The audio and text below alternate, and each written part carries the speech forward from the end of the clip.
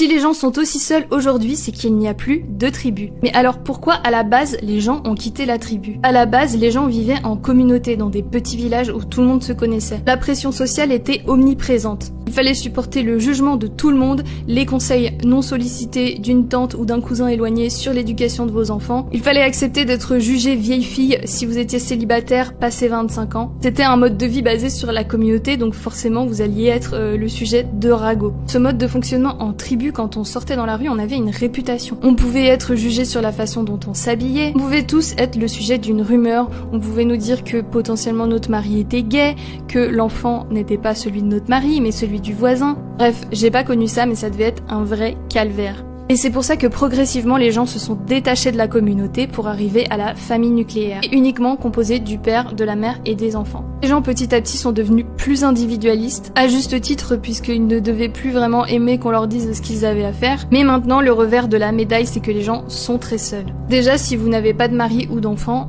vous êtes dans la solitude puisqu'il n'y a pas vraiment de communauté pour vous épauler. Même les gens qui se sentent sur leur mari et les enfants peuvent être isolés car ils n'ont pas vraiment autre chose que ça. Je trouve que les deux cas sont assez extrêmes et je me demande si on pourrait pas recréer un modèle communautaire mais sans le jugement et la pression sociale d'avant. Je suis peut-être un peu utopiste mais j'imagine bien une tribu assez inclusive. Il y aurait tout type de personnes qui pourraient vivre dans cette tribu avec un partage de valeurs communes mais pas basé sur des choses comme est-ce qu'il est marié, est-ce qu'il est gay, est-ce qu'il a des enfants ou pas. En fait ce serait une communauté où les gens pourraient vivre. Un doigt dans la bouche égale un doigt dans la...